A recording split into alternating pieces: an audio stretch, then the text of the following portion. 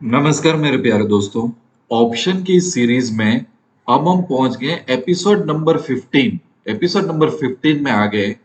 और आज मेरा एजेंडा ये है कि हम ऑप्शन प्रीमियम के बारे में बात करेंगे कि ऑप्शन प्रीमियम क्या होता है। और जब हम एपिसोड 15 में आए तब हम बात कर रहे हैं। हालांकि आप काफी सारे यूट्यूब वीडियोस देख लो या तो आप किसी का कोर्स अटेंड कर लो। एक्चुअली जब तक एपिसोड सेकंड या थर्ड होता है या तो शुरू के ही 2-3 घंटों में ऑप्शन प्रीमियम पढ़ाया जाता है। हमने 15 एपिसोड लगा दिए यहाँ आने में, क्योंकि अगर सही तरीके से सीखना है ऑप्शन तो इसी तरीके से हम लोग जाएंगे। ठीक है, तो आपकी क्वेरीज चालू रखना, मेरे व्हाट्सएप पे आपके फीडबैक्स चालू रखना। काफी सारे लोगों की क्वेरीज आ रही है। और पैसा तो बनेगा कि वेबसाइट या तो एप्लीकेशन पे जाओगे तो ऑप्शन पे पूरा कोर्स है। लेवल 1 बिल्कुल फ्री है जो और आपको हेल्प करेगा, और लेवल 2 में निफ्टी, बैंक निफ्टी और स्टॉक की स्ट्रैटेजीज डाली हुई मैंने ऑप्शन की। बहुत ही बढ़िया रियल लाइफ मेरी खुद की स्ट्रैटेजीज डाली है। प्रीमियम है, वो भी आप ट्राई कर सकते हो। ठीक है, ऑप्शन प्रीमियम इसके बारे में क्यों बात करें, तो यहाँ पे मैंने निफ्टी की ऑप्शन चेन निकाल ली है। ठीक है, और यहाँ पे देखो आप, इस साइड कॉल है और इस साइड पुट है, राइट। और ये सब प्रीमियम है, एलटीपी मतलब प्रीमियम। तो फॉर एग्जाम्पल मैं अगर कॉल बाय कर रहा हूं 17,600 का, तो मुझे उसका प्रीमियम 98 रुपीज देना है। मैं बायर हूं, ठीक है। बायर प्रीमियम देता है सेलर को, राइट, 98 रुपीज, 98.15। तो ये कौन डिसाइड करता है, हमारे दिमाग में क्वेश्चन तो आना चाहिए। ये काफी सारे, मैं इसलिए बोलता हूँ, मैंने पिछले 4-5 एपिसोड से बोल दिया है कि 90% लोगों को ये बात पता ही नहीं होती है, जिसमें ऑप्शन ग्रिप्स भी आ गए और प्रीमियम भी आ गए। तो ऑप्शन जो प्रीमियम होता है ये कौन डिसाइड करता है, इसके अंदर क्या होता है।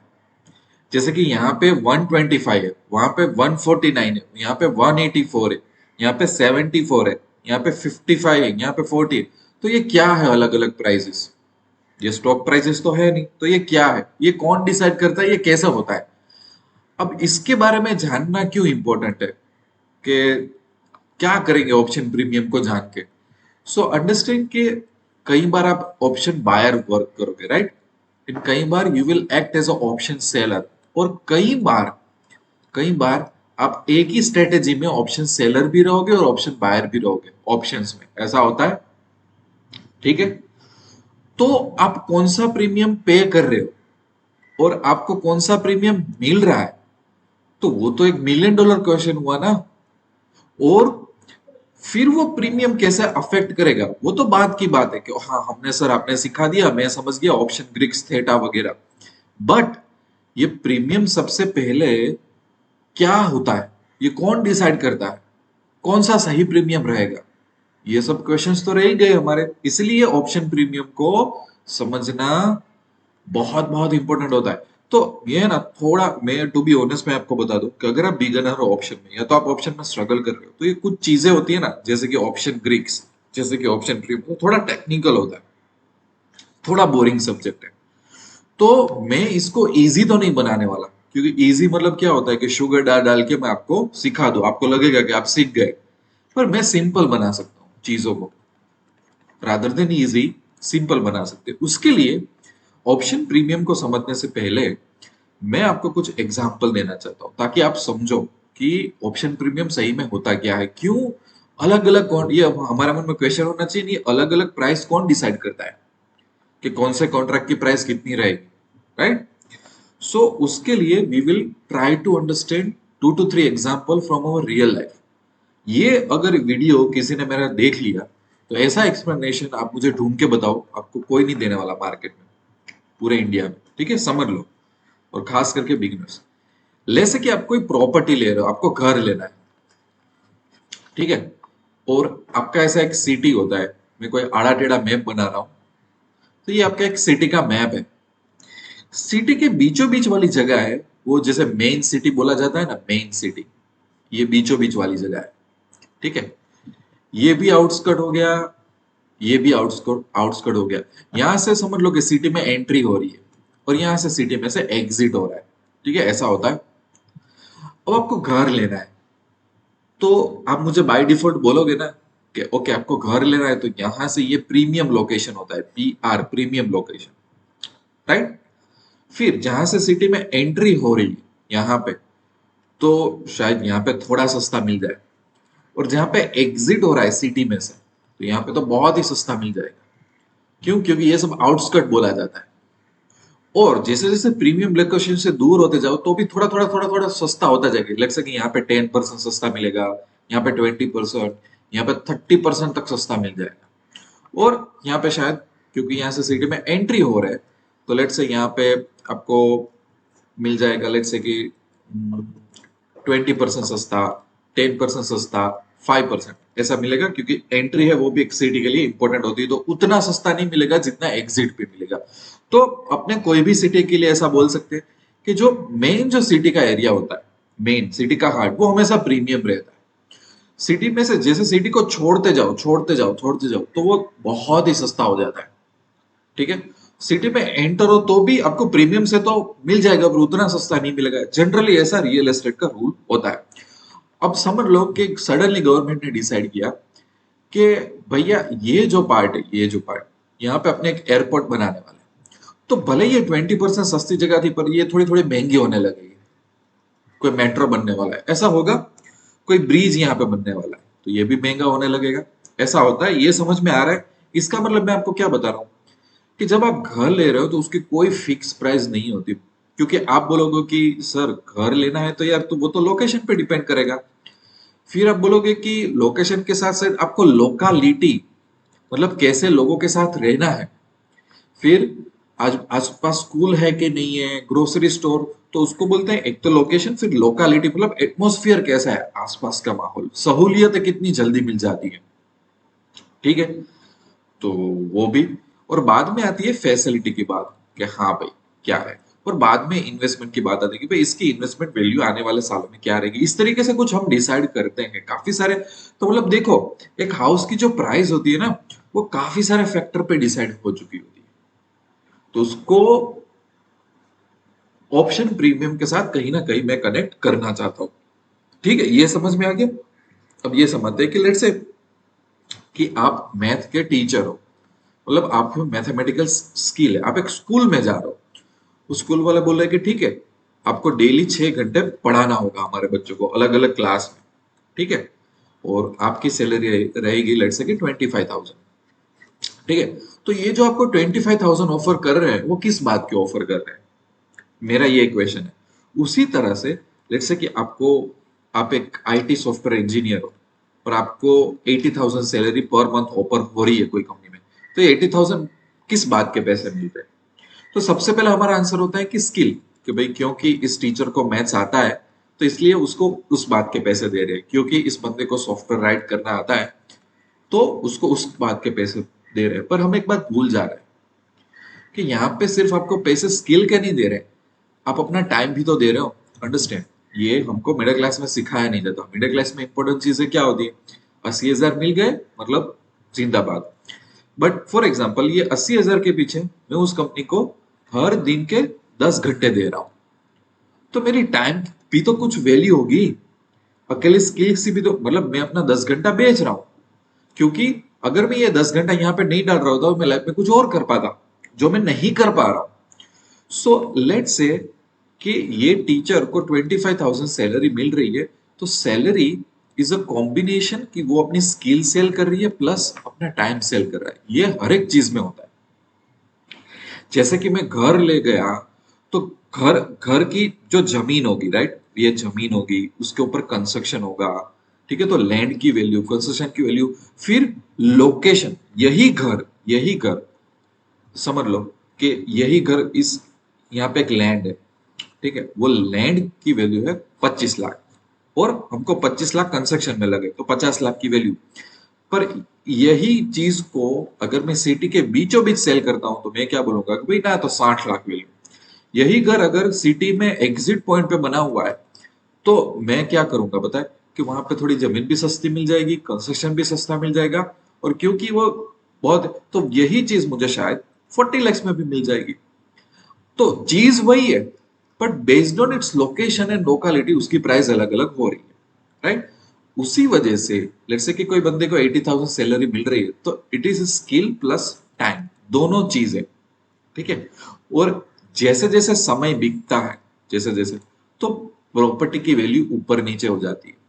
समझ लो कि अचानक कुछ वहां पे प्रॉब्लम हो गया तो प्रॉपर्टी की वैल्यू डाउन हो जाएगी। अचानक कुछ ब्रिज बनने लगे, मेट्रो बनने लगे, so it's all depend on time, इसकी वैल्यू डिसाइड कर रहा है। लोकेलिटी अच्छी बन गई तो इसकी प्राइस अच्छी हुई। उसी तरह से अगर आप आईटी सेक्टर में काम कर रहे हो और आपकी 80,000 सैलरी है, और अभी आईटी सेक्टर में एकदम बूम आई, ठीक है, तो आपकी सैलरी बढ़ने, पर कुछ प्रॉब्लम आया तो आपकी सैलरी कम होने लगी, यस। सो एवरीथिंग, ये मैं ऐसा बोलने की ट्राई कर रहा हूँ कि जो भी प्राइस होती है, चाहे प्रॉपर्टी की, चाहे इस टाइम बेस्ड होता है, काफी सारी चीजें, उसकी वैल्यू ऊपर नीचे होती रहती है और काफी सारे फैक्टर्स उसमें इम्पेक्ट करते हैं, राइट। उसी तरह से ऑप्शन प्रीमियम है। अब एक लास्ट एग्जांपल लेते हैं जो बहुत इंटरेस्टिंग है, और ऑप्शन प्रीमियम को समझने में आपको बहुत आसानी होगी। जैसे कि हम उबर बुक करते हैं, राइट, आजकल टैक्सी, उबर, ओला, जो भी है आपने बुक किया होगा। तो लेट्स से कि आप यहाँ पे एक एयरपोर्ट है, ठीक है, आप एयरपोर्ट पे उतर रहे हो अपने सिटी में, जैसे कि मुंबई की अगर बात कर ले, ठीक है, आप एयरपोर्ट पे उतर रहे हो, आपको कैब बुक करनी है और आपका लोकेशन है होटल का, वो 30 मिनट्स दूर है, ठीक है। तो जनरली अगर आप स्टैंडर्ड टाइम पे उतरते हो तो फॉर एग्जाम्पल 1,000 रुपए आपको देने पड़ते हैं। पर समझ लो कि आप एकदम लेट नाइट को आए, ठीक है, 12 बजे के बाद आए, तो हो सकता है वो 1,000 के सीधा आपको 2,000 चुकाना पड़े। ऐसा होता है काफी सारी जगह पे टैक्सी। और आप ऐसे टाइम पे हो गए, एकदम बारिश हो रही है, बारिश, तो भी आपको ज्यादा पैसा चुकाना पड़ेगा। और आप कोई फेस्टिवल के टाइम पे आ गए कि एयरपोर्ट पे उतरे तो आपको टैक्सी नहीं मिल रही है, तो आपको शायद 2,500 तक चुकाने पड़ेंगे, यस और नो। और समझ लो ऐसा हो जाए कि वही एयरपोर्ट पे अभी उबर की एप्लीकेशन डिटेक्ट कर रही है कि स्टैंडर्ड टाइम पे काफी सारे बंदे हैं वहां पे, खाली बैठे हैं, ऐसा ही। तो कंपटीशन की वजह से, डिमांड सप्लाई की वजह से, जो आपको स्टैंडर्ड टाइम पे 1,000 रुपए में मिल रहा था, वो 700 रुपए में भी मिल रही है। सो अंडरस्टैंड, उबर ने ऐसा कोई डिसाइड नहीं किया है कि पर किलोमीटर इतना ही चार्ज लगेगा। हाँ, ऐसा एक अल्गोरिदम होता है, बट फिर वो टाइम फैक्टर बोलता है कि भाई अभी रात हो रही है। फिर वो बोलता है कि अभी डिमांड सप्लाई कितनी है, उस एरिया में कितने उबर खाली बैठे हुए हैं, कितने नहीं है, क्या कंडीशन है एटमोस्फियर की। तो काफी सारी चीजों पे फ्लक्चुएशंस होता लगता है, यस और नो। तो आप एक बात सोचो कि क्या यही सब चीजें ऑप्शन प्रीमियम पे लागू नहीं हो सकती? अगर मैं आपको एक चीज समझा दूं जिसको बोलते हैं मनीनेस, मनीनेस, इसका मतलब क्या होता है कि समझ लो कि ये कॉल और पुट है। अब यहाँ पे कलर चेंज क्यों है, इस पार्ट का और इस पार्ट का, ठीक है। ये इसीलिए कि इसको प्रीमियम प्रॉपर्टी बोलते हैं, कॉल की साइड इसको प्रीमियम और इसकी साइड इसको प्रीमियम प्रॉपर्टी। जैसे प्रीमियम लोकेशन होता है उसके भाव ज्यादा होते हैं। ये जो बीच वाला पार्ट होता है कि जहां से कलर चेंज होता है, वो बोल सकते हैं कि वो डेवलपिंग पार्ट है, कि अभी धीरे धीरे डेवलप हो रहा है। और ये आउटस्कट वाला पार्ट है, सिटी का आउटस्कट वाला पार्ट। ये देखो, मैं जिस तरह से आपको समझा रहा हूँ ना, पूरे इंडिया में आप प्राइवेट कोर्स कर लो, ये कोई नहीं समझेगा, क्योंकि मुझे पता है कि ऑप्शन जो सीख रहे हैं उनको कितना डिफिकल्ट है ये ऑप्शन चेंज समझना, क्यों प्रीमियम अलग अलग होता है। तो मैं टेक्निकल लैंग्वेज बाद में यूज करूंगा। जब भी आप लाइफ में ऑप्शन चेंज को दिखोगे ना, तो आप अपना सिटी याद कर लेना कि प्रीमियम लोकेशन। तो जो प्रीमियम लोकेशन है उसकी प्राइस ज्यादा होगी कि नहीं होगी, तो ये देखो प्रीमियम कितने ज्यादा है, यहाँ पे पुट साइड ये प्रीमियम कितने ज्यादा है। और जो आउटस्कट है वो सस्ते होंगे। पर दुनिया में एक बात ध्यान में रखना कि क्योंकि आउटकट सस्ते में मिल गए, तो इसका मतलब ये होगा कि ग्रोसरी स्टोर भी दूर होगा, स्कूल भी थोड़ी दूर होगी, हॉस्पिटल भी थोड़ी दूर होगी। और अगर यहाँ पे प्राइस ज्यादा पे कर ली, तो यहाँ पे सब कुछ फैसिलिटी तो मिल जाएगी, पर कहीं ना कहीं आपकी जेब में से पैसा भी जाएगा, पर आपके प्रॉब्लम भी सॉल्व होंगे। सो अंडरस्टैंड कि लाइफ में कोई भी चीज फ्री नहीं मिलती। अगर कुछ पैसे ज्यादा पे कर रहे हो तो उसकी सहूलियत मिलेगी, कुछ पैसे कम पे रहे हो तो उसमें कुछ आपको ड्रॉ डाउन भी लेना पड़ेगा, ठीक है। तो आप आंख बंद करके कुछ भी चीज बाय या सेल करोगे ऑप्शन में, सो अंडरस्टैंड कि आप आंख बंद करके आप ऐसा सोच रहे हो कि अरे यार ये घर एक्चुअली 50 लाख का होना चाहिए, मुझे तो 20 लाख में मिल रहा है। पर भैया, फिर ग्रोसरी के लिए 2 किलोमीटर जाओ, हॉस्पिटल के लिए 5 किलोमीटर जाओ। So in options people don't think about this things. इसीलिए ऑप्शन की अगर मैं टेक्निकल लैंग्वेज यूज करूं, तो ये जो प्रीमियम लोकेशन वाला पार्ट है, इसको इन द मनी बोलते हैं, इन द मनी। फिर ये जो बीच वाला पार्ट है जहां से कलर चेंज हो रहा है, मतलब जहां पे भी मार्केट है, उसको एट द मनी बोलते हैं। जैसे कि हाँ भाई धीरे धीरे ये एरिया अभी डेवलप हो रहा है, ठीक है, ना इतना प्रीमियम ना इतना आउटस्कर्ट वाला एरिया, बीच वाला एरिया। और जो एरिया डेवलप नहीं हो सका उसको टाइम लगेगा, उसको बोलते हैं out of the money. Out of the money, ठीक है। In the money, at the money और आउट ऑफ द मनी। और ये सब उल्टा होता है, जैसे कि ऐसा होता है, राइट। यहाँ पे ये इन द मनी है, तो यहाँ पे ये इन द मनी है। यहाँ पे ये ओटीएम है, तो यहाँ पे ये ओटीएम है, क्योंकि कॉल और पुट अलग अलग बुलिश बेरिश ट्रेंड होते हैं, ठीक है। तो ये समझा दिया मैंने कि क्या होता है। अब इसको थोड़ा, अब ये सब एग्जांपल अगर आपको समझ में आ गए होंगे, तो अब मैं आपको ले जाता हूँ ये कैलकुलेशन में। देखो अब मैं कितने मिनटों के बाद मैं आपको ये फॉर्मूला बता रहा हूँ। ऑप्शन प्रीमियम, ऑप्शन प्रीमियम मतलब दो चीजों से बना होता है, intrinsic value plus time value. देखो हर एक ऑप्शन कॉन्ट्रैक्ट को एक्सपायर होना है, समझ लेना। वीकली कॉन्ट्रैक्ट है तो मंथली उसको एक्सपायर तो होना है। तो एक्सपायर कैसे होगा, जब तक उसमें आप क्लॉक नहीं डालोगे, ये कॉन्ट्रैक्ट में आप अंदर घड़ी नहीं डालोगे, वो एक्सपायर कैसे होगा, कुछ टाइम तो डालना पड़ेगा। जैसे अपने मोबाइल में रिचार्ज कराते हैं तो 28 डेज का रिचार्ज, 27 डे, फिर 26 डे, 25, क्योंकि उन लोगों ने बैकएंड में कैलकुलेट करने लगे ना, तो उसी तरह से कुछ टाइम डाला होता है। तो ये तो समझना इजी है कि भाई मैं कोई भी कॉन्ट्रैक्ट लूंगा उसमें कुछ टाइम वैल्यू का पार्ट होगा। बाकी का पार्ट क्या होगा, बाकी का पार्ट को बोलते हैं कि भाई ऑप्शन की कुछ वैल्यू, मतलब उसको इंट्रिंसिक वैल्यू बोलते हैं। तो फिर से मैं आपको समझा दूं कि ये यार ये इंट्रिंसिक वर्ड होता क्या है। देखो समझ लो कि आपको ये कोई बोल रहा है कि यार ये घर है ना 50 लाख में ले लो आप, तो आप जगह लोकालिटी मुआई नगर की क्या बोलोगे, क्या बात कर रहे हो 50 लाख। 50 लाख नहीं, इसकी वैल्यू 45 लैक्स ही होनी चाहिए। और आप कुछ रीजन दो कि यार ये उतना भी नजदीक नहीं है ये, क्योंकि आप बोलोगे कि इसकी रियल वर्थ मुझे लग रहा है कि 45 लैक्स होगी, तो वही उसकी इंट्रिंसिक वैल्यू बोली जाती है। कि जो इंट्रिंसिक मतलब क्या, कि क्या वो वर्थ क्या है। जैसे कि आप जमीन का कोई प्लॉट लेने जाओगे और आपको बिल्डर बोलेगा कि 20 लैक्स, तो बोलेगा क्या बात कर रहे हो, देखा है एयरपोर्ट कितना दूर है, देखा है मेट्रो स्टेशन कितना दूर है, 20 लैक्स नहीं 18 लैक्स बोलो। तो वो होता है ना। फिर कोई मैथ्स टीचर को बोलेगा 25,000 से ले, तो क्या सर क्या बात कर रहे हो, 6 घंटे के 25,000, नहीं नहीं 30,000 तो होने ही चाहिए क्योंकि ये मेरी वैल्यू।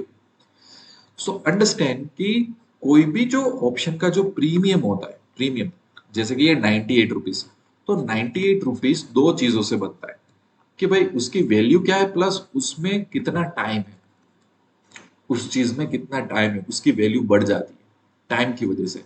जैसे कि आपके पास कोई कूपन है, फूड का कूपन, वो 1 वीक के लिए वैलिड है, 7 डेज के लिए।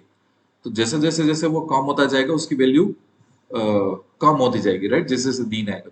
तो ये ऑप्शन का कॉन्ट्रैक्ट है, समझ लो वो प्रॉपर्टी है, उसमें उसकी वैल्यू होगी, लोकालिटी होगी, वो सब कुछ होगा।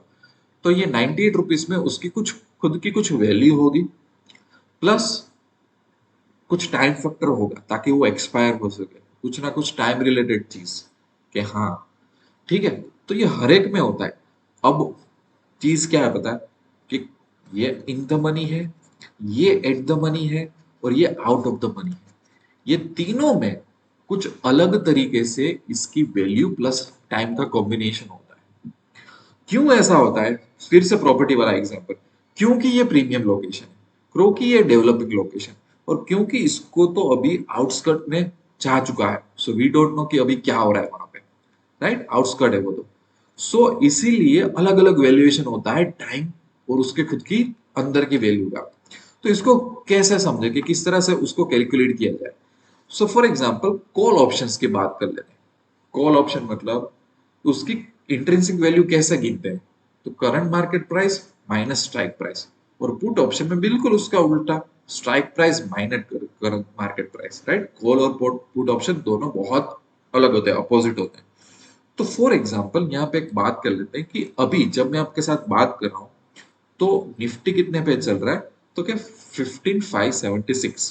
तो ये मैंने यहाँ पे रख दिया 15,576। देखो ये मैं यही फॉलो कर रहा हूँ, current market price, current market price क्या हुई, क्योंकि 15,576 माइनस स्ट्राइक प्राइस।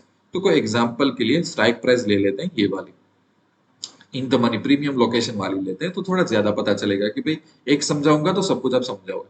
जैसे कि 17,500 वाली, ठीक है, कि भाई मैं तो प्रीमियम लोकेशन वाला प्रीमियम लूंगा, ठीक है। तो ये 17,500, सो 76 आया ना, 15,576 माइनस तो 76, तो ये 76 आया, वो उसकी इंट्रिंसिक वैल्यू आई। समझो आप, क्योंकि मार्केट चल रहा है यहाँ पे और मैं कॉन्ट्रैक्ट लेके बैठा था ये वाला, तो मुझे इतना फायदा हुआ। ये यही हुआ कि भाई मैंने अर्ली प्रॉपर्टी बाय कर ली थी, मैंने कॉन्ट्रैक्ट ले लिया था ये वाला, और अभी मार्केट यहाँ पे आ गया प्रॉपर्टी का, तो मुझे इतना फायदा होगा, ये मेरी वैल्यू। समझ आ गया। तो ये 76 रुपीज की बात कर लेते हैं कि निफ्टी में अभी मेरी प्रीमियम लोकेशन पे इतना मेरे को ज्यादा मिल रहा है। ठीक है, समझ में आ रहा है, एकदम समझ में आ रहा होगा, रिलेट आप कर पा रहे हो। पर प्रीमियम देखो, ये जो 17,500 वाला है चीज, उसका प्रीमियम 149.30 है। तो 149 में से अगर मैं 76 निकाल दूं तो बाकी बचता है 73। तो वो 73 क्या हुआ, टाइम वैल्यू। तो अगर आप 149.30 एज ए बायर इस प्रीमियम के पे कर रहे हो, तो उसमें से प्रीमियम की सही वैल्यू 76 है और उसकी टाइम वैल्यू आप पे कर रहे हो 73। समझ आ रहा है। तो ये कुछ ऐसा ही हुआ कि आप कोई प्रॉपर्टी बाय कर रहे हो, प्रॉपर्टी की एक्चुअल जो लैंड और कंस्ट्रक्शन की वैल्यू प्लस बाद में उसका लोकेशन, लोकालिटी, फैसिलिटी, उन सब की वैल्यू आप पे कर रहे हो। तो ये हो गया दोनों चीज। अब आप समझो, अब आपको नहीं लग रहा है कि यार मैंने तो ये अभी कौन सा कैलकुलेट किया, 17,500 का। अगर आप 7,550 का कैलकुलेट करोगे तो कैलकुलेशन कुछ चेंज हो जाएगा, कुछ टाइम वैल्यू भी कुछ चेंज हो जाएगी। यस और नो। समझ लो कि मैं यहाँ पे रख देता हूं 7,550 और उसका प्रीमियम कितना है, उसका प्रीमियम है 7,550 का 125। ठीक है, तो उस हिसाब से अगर मैं कैलकुलेट करूं तो मेरा ये फिगर भी चेंज हो गया है, ये भी चेंज हो जाएगा।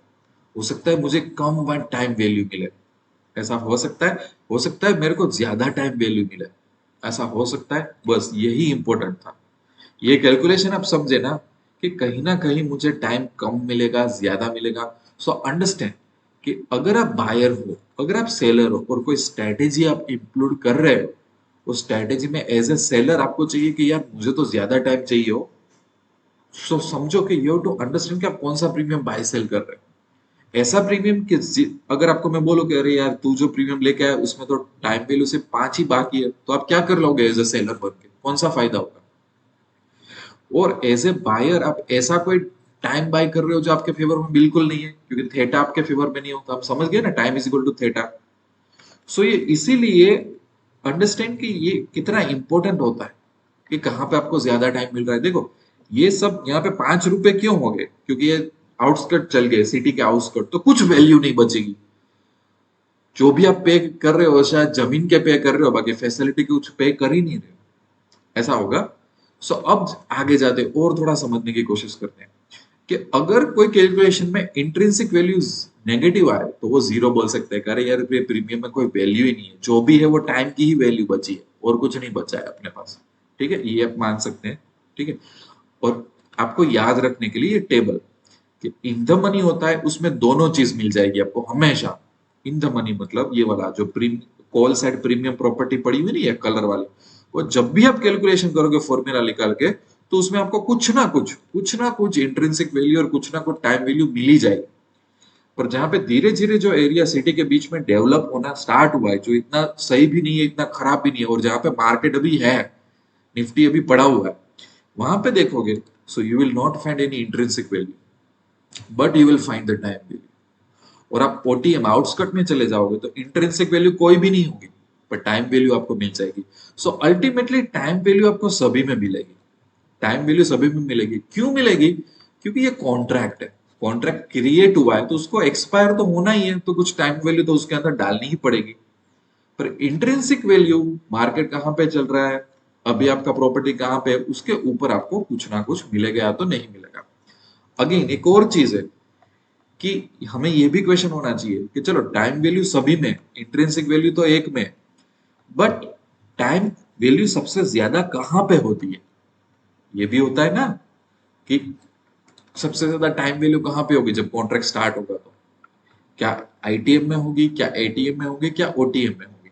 जब आप कैलकुलेशन करोगे, मैंने जो फॉर्मूला दिया है वो आप कैलकुलेट, तो धीरे धीरे कहीं से ना टाइम ऐसा क्या होगा, एकदम एकदम आपको कुछ मिलेगा ही नहीं। जैसे यहाँ पे 2.8 में तो आपको क्या टाइम मिल जाएगा, राइट। सो उसका भी मैं आपको आंसर दूंगा कि एटीएम ऑप्शंस होते हैं ना, उसकी इंट्रिंसिक वैल्यू जीरो होती है, क्योंकि अभी तो वहां पे मार्केट डेवलप होना स्टार्ट हुआ है। जहां पे निफ्टी है वहीं पे ही मार्केट ऑप्शन का खड़ा हुआ है। तो आप क्या डिसाइड कर लोगे, कुछ भी तो आपको प्रॉफिट लॉस नहीं मिलेगा। आप घर लेके भी आप क्या करोगे, ठीक है। Entire option value will be the time value. So ATM पे जो भी कॉन्ट्रैक्ट खड़े हैं, एटीएम पे जहां पे अभी मार्केट डेवलप हो रहा है, ठीक है ना, वहां पे जो भी आपको मिल रहा है, मतलब जो भी आप प्रीमियम पे कर रहे हो, वो प्रीमियम किस बात का, पैसे किस बात के पे कर रहे हो, जो भी प्रीमियम पे कर रहे हो वो टाइम वैल्यू का। इसका अगर फॉर्मूला निकालोगे तो टाइम वैल्यू ही मिलेगी उसमें से। मतलब आप जो पैसा पे कर रहे हो, ये पैसा किस बात का पे कर रहे हो, टाइम का। जैसे होता है ना कि अभी प्रॉपर्टी लेके रख दो, आने वाले टाइम में प्रॉफिट मिल जाएगा। समझ रहे हो आपको, क्योंकि आप कोई प्रीमियम प्रॉपर्टी नहीं ले रहे हो, आप तो जहां पे अभी मार्केट डेवलप हो रहा है धीरे धीरे वहां पे ले रहे हो। ऐसा आप बोलते हैं ना, तो जो आप पैसे पे कर रहे हो वो तो फ्यूचर के लिए कर रहे हैं, ठीक है। तो ये जो आप 98 रुपए शायद पे करोगे, उसमें आपको एक्चुअली कुछ मिलेगा ही नहीं, सिर्फ टाइम ही मिलेगा, उसके अंदर कुछ वैल्यू नहीं मिलेगी, ऐसा मैं बोल सकता हूँ, राइट। दूसरा कि अगर इंट्रिंसिक वैल्यू के हिसाब से जाया जाए, ये फॉर्मूला के हिसाब से, so out of the money outskirt वाले हैं ना, उसमें तो सब इंट्रिंसिक वैल्यू नेगेटिव ही आएगी। समझ लो एटीएम में अगर जीरो आ रहा है तो उससे नीचे तो सब कुछ नेगेटिव आएगा ना। पर क्योंकि हम नेगेटिव वैल्यू मान नहीं सकते टेक्निकली, तो उसको जीरो बोल सकते हैं। तो ओटीएम कॉन्ट्रैक्ट होते हैं उसमें आईवी जीरो होती है। अगेन इसमें भी क्या हुआ, इसका मतलब कि यहाँ पे टाइम वैल्यू ही होगा, अगेन ओटीएम में भी, ठीक है। अब क्वेश्चन कि यार एटीएम में सबसे ज्यादा टाइम वैल्यू होती है, आईटीएम में होती है कि ओटीएम में होती है, अगर ये क्वेश्चन किया जाए तो। So it is the ATM option that offers the highest time value, क्योंकि वो प्रीमियम लोकेशन पे, प्रीमियम लोकेशन पे फ्यूचर अच्छा है आपका, तो टाइम भी अच्छा होगा आपका। अगर यहाँ पे आईटीएम की वैल्यू ज्यादा है, यहाँ पे एटीएम की वैल्यू ज्यादा है, और यहाँ पे ओटीएम की वैल्यू ज्यादा है, इवेंचुअली इन तीनों को तो एक्सपायर होना ही है, इवेंचुअली इन तीनों को एक्सपायर होना है। सो एटीएम, उसकी सबसे वैल्यू सबसे नंबर वन में ज्यादा आएगी, उसके बाद होगा आईटीएम, तो उसके बाद होगा ओटीएम। शायद 1 मिनट पहले मैंने कुछ गड़बड़ कर दी बोलने में, क्योंकि मैं काफी सारा समझा रहा था, I am very sorry for it. But ATM में सबसे ज्यादा टाइम वैल्यू होती है, क्योंकि हमने देखा ना कि वहां पे इंट्रिंसिक वैल्यू कोई भी नहीं होती। जो भी आप प्रीमियम 98 रुपीज आप पे कर रहे थे, it's all about the time value, right. थोड़ी मैंने 1 मिनट पहले गड़बड़ की, अब ध्यान रखना। फिर आएगा आईटीएम, क्योंकि आईटीएम में प्रीमियम लोकेशन है, तो इंट्रिंसिक वैल्यू भी मिल जाएगी और टाइम वैल्यू भी मिल जाएगा, और बाद में आएगा ओटीएम, जो बची कुछ कुछ वैल्यू आपको ओटीएम में मिल जाएगी, इस तरीके से जाएगा। तो अब देखना काफी सारे लोग एटीएम क्यों चूज करते हैं, स्ट्राइक सब उनको स्ट्रेटेजीज डालनी हो एज ए सेलर, क्योंकि वहां पे आपको हाईएस्ट टाइम वैल्यू मिल जाएगी। समझ रहे हो, मैं फिर से आपको कोई कंफ्यूजन ना हो मेरे बोलने में, इसलिए मैं बता देता हूँ। देखो एटीएम में एक्चुअली कोई इंट्रिंसिक वैल्यू नहीं है, यहीं से ही सबसे ज्यादा टाइम वैल्यू आपको मिलेगी, क्योंकि मार्केट वहीं से ही ऊपर नीचे गड़बड़ाना शुरू करेगा। उसके बाद आपको आईटीएम में सबसे ज्यादा वैल्यू मिलेगी, और उसके बाद बची कुछ वैल्यू ओटीएम में मिलेगी, क्योंकि ओटीएम तो बहुत सीटी के फार ही है, ठीक है। तो कोई पूछे आपको टाइम वैल्यू सबसे ज्यादा कहां पे मिलेगी, तो number one ATM, number two ITM, और number three ATM. So I hope कि जो मैंने बोलने में थोड़ी मिस्टेक कर दी थी वो अभी क्लियर आपको हो चुका होगा। यस और नो, ओके। अब आगे देखते हैं। सो ओके, ये सब तो हमने पढ़ लिया, ओके ये सब हमने कवर अप कर लिया। सो अब जब भी आप स्ट्रेटेजी एग्जीक्यूट करो, मैंने ऑब्स्टा की साइड में बताया था ना, नाउ यू अंडरस्टैंड कि अगर मुझे कुछ, लेट्स से कि मैं इसको सेल करता हूँ, लॉन्ग स्ट्रेडल या तो शॉर्ट स्ट्रेडल एस्टेब्लिश करता हूँ, और कॉल को, एटीएम कॉल को सेल कर देता हूँ, पुट को सेल कर देता हूँ, राइट। कई बार जब लोग हेजिंग करते हैं ना, तो हेजिंग ये सस्ते वाले में करते हैं, क्योंकि हेजिंग करना है मुझे, तो मुझे सस्ता प्रीमियम चाहिए, मुझे उसका डेल्टा वगैरह में कोई इंटरेस्टेड नहीं है, और मैं बेटर है कि मैं ओटीएम साइड जाऊंगा, तो मुझे ज्यादा बेहतर चीजें मिलेगी इन टर्म्स ऑफ इंट्रिंसिक और in terms of the time value. इसीलिए ये सब सस्ता होती है, सस्ती चीजें हेजिंग के लिए होती है। हेजिंग मेन जो स्ट्रेटेजी है वो ज्यादातर एटीएम के आसपास ही घूमती है, क्योंकि वहां पे सबसे ज्यादा टाइम वैल्यू मिल जाएगी आपको यहाँ पे, और ये सब चीजें हेजिंग में होती है, राइट। अगर आप अकेले ही इस पे स्ट्रेटेजीज बनाना स्टार्ट करोगे तो पछताओगे, आज नहीं तो कल, क्योंकि उसमें बहुत एक्सपर्टाइज चाहिए होती है, प्लस वो बहुत लक पे काम करता है। लोग ऐसा क्या सोचते हैं पता है, 5 रुपये वाला प्रीमियम हो जाएगा 50 रुपए, बट इसका डेल्टा कितना स्लो घूमेगा, गामा कितना स्लो घूमेगा, उसके हिसाब से उसको कितना मूव करना पड़ेगा आपको, right, understand. So I hope कि नेक्स्ट टाइम अगर ये आप चार्ट देखोगे ऑप्शन चीज का, सो यू नो कि ये आईटीएम है, यू नो कि ये ओटीएम है, यू नो कि ये एटीएम स्ट्राइक है, और यू नो कि जो आप प्रीमियम बाय कर रहे हो या तो प्रीमियम से कर रहे हो, उसमें आप सही में टाइम के लिए, वक्त के लिए कितना पे कर रहे हो, इंट्रिंसिक वैल्यू के लिए कितना पे कर रहे हो, यू अंडरस्टैंड इट।